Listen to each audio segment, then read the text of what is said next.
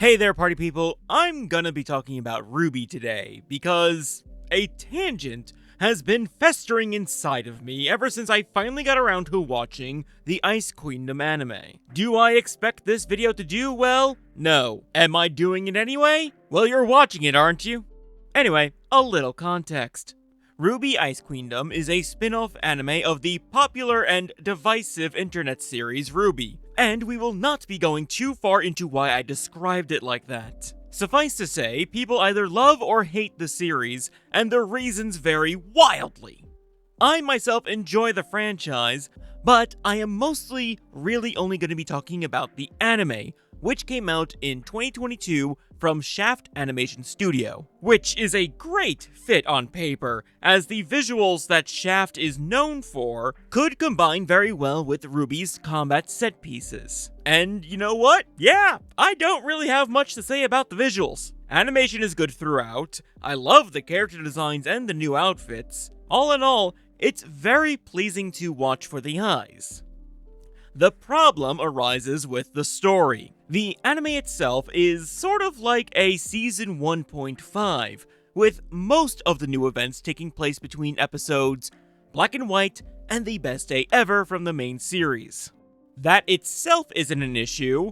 What is an issue, however, is the fact that the first 3 episodes of Ice Queendom are glorified recaps of RWBY's first volume.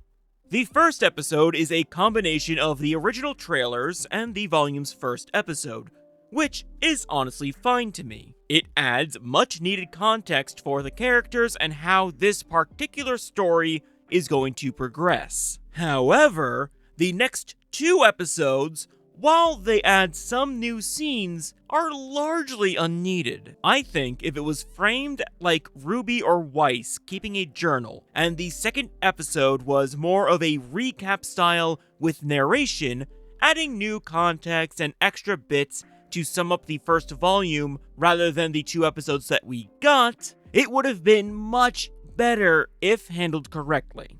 And by correctly, I mean it could add a level of intimacy that the anime is sorely lacking. And you may think I'm talking about the Yuri thing about that, and while the title and the thumbnail is pointing out the lack of Yuri, that is mostly playful. I genuinely mean intimacy of any kind, even platonic. Hearing about the events as if someone is reminiscing, be it with nostalgia, regret, love, sorrow, it would have been an element to let me know that these girls care about each other. The anime does attempt to do this throughout, don't get me wrong, but it always feels like they're at an arm's length from one another. They never fully commit to them being close. It is always said that they care about each other, but seldom do they show it in the story.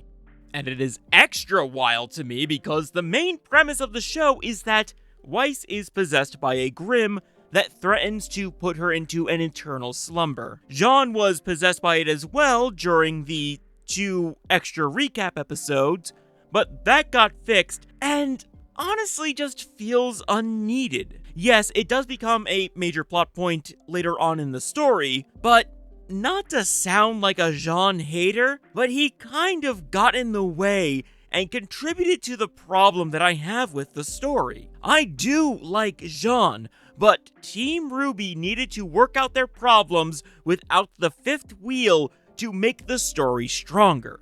Anyway, to combat the Grimm and save Weiss, the rest of Team RWBY have to go into Weiss's dream and drive it out, with the help of a new character, Sion, whose semblance facilitates the dream sharing. And listen, being in another person's dream is already a wildly intimate premise, but again, it doesn't truly deliver on it. Dreamwise apparently keeps the dream counterparts of RWBY and Yang in a tower, locked away to protect them because they are special to her. This is only ever spoken. I never feel this when they are actually interacting with each other. Blake, meanwhile, is kept away from the city that makes up most of the dream world, though she keeps entering despite that, illustrating Weiss's conflict with her prejudice. this is done a bit better, as it is a metaphor and never stated outright that this is the case. Still, it is only ever spoken about, never really shown. It genuinely gets to the point where it feels like the creators of this anime are deathly afraid of these girls being shipped together, so they strive to make it feel like they're barely even friends. This is also not really helped by the split focus on which relationship we are meant to be focusing on, Weiss and RWBY, or Weiss and Blake. Yang's kind of left dangling in the wind, but I think her being a support is fine. Her relationship with Weiss is not as important as the other two, as RWBY is her partner, and Blake represents everything Weiss hates about her family, but hasn't fully come to terms with yet. And I do think that it's fine to address both, but it is not handled properly. It feels more like they are distracting one another, rather than working together to develop Weiss's character. And then there's the constant leaving the dream and going back in, which does nothing but grind the pace of the show to a halt. Yes, it's to build tension, but you can build tension with them never leaving the dream. Sure, cut to the waking world for some moments with the awake characters, but the story shouldn't be taking stops like that on a regular basis.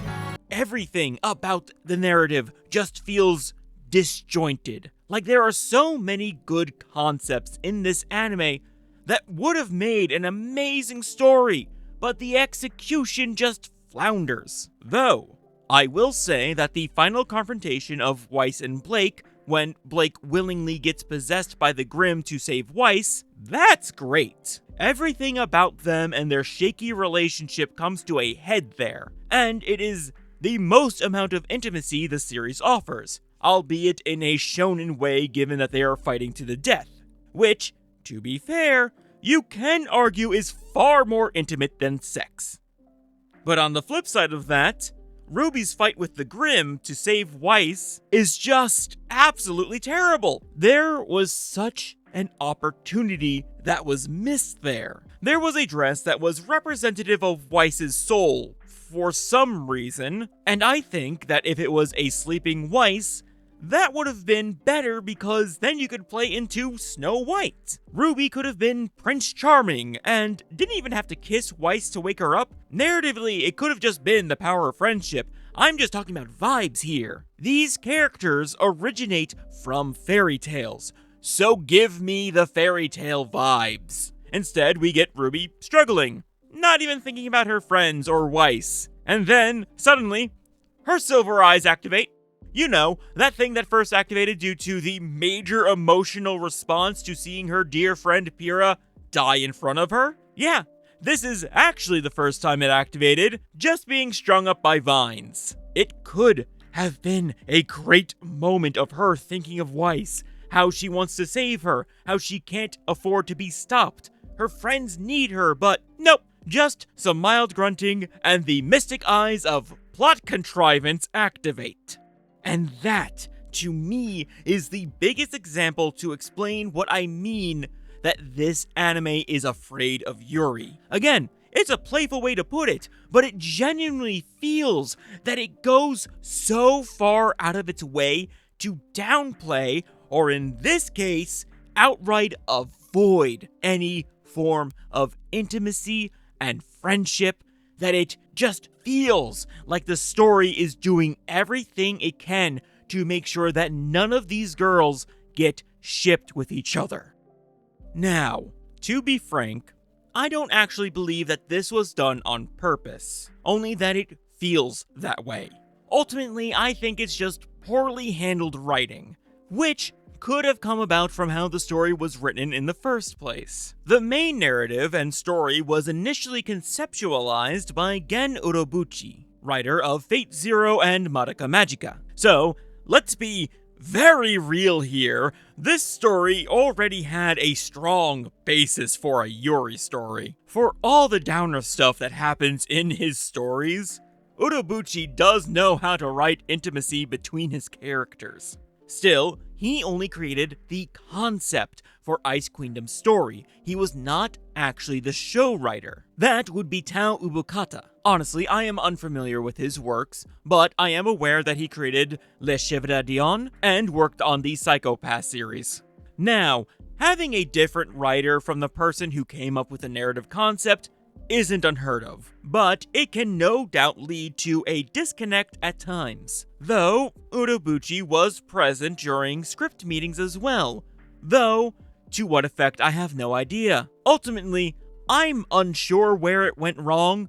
All I know is that it definitely went wrong somewhere, and that doesn't even account for the failings that the dub may have had. Granted, since the problems come from the fact that the anime fails to follow the cardinal rule of show don't tell, and in cases manages to do neither, I can't imagine the dub made it too much worse. But I am sure that some dialogue more than likely got lost in translation, exacerbating the problem. For me though, it is 6 of one, half a dozen of another, since I wouldn't feel the full emotional impact of the sub even if it was there. But that is a me issue.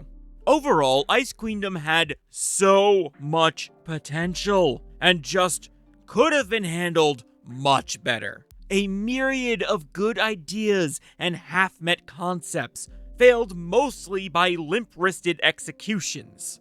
Honestly, I'm not really sure what's worse, the idea that they purposefully avoided intimacy between characters, or the idea that they just completely failed at conveying it. Either way, I don't hate the anime, I'm just so disappointed by it. Alright, I'm done here. I feel better for putting my thoughts out there, and like I said before, I'm pretty sure this video won't do well. So if you did happen to watch all the way up to here, please hit the like button, maybe leave a comment, every bit helps. And hey, if you're a fan of RWBY, why not subscribe? I'll have more positive stuff in the future. Hell, right now I have a video of my own RWBY OC, who is a 6'2" buff wolf woman. Go check her out in the description and linked at the end of this video. I also plan to have more reviews soon, along with other videos, so be on the lookout. With all that said, thank you so much for watching, and I'll catch you next time in the void. Later.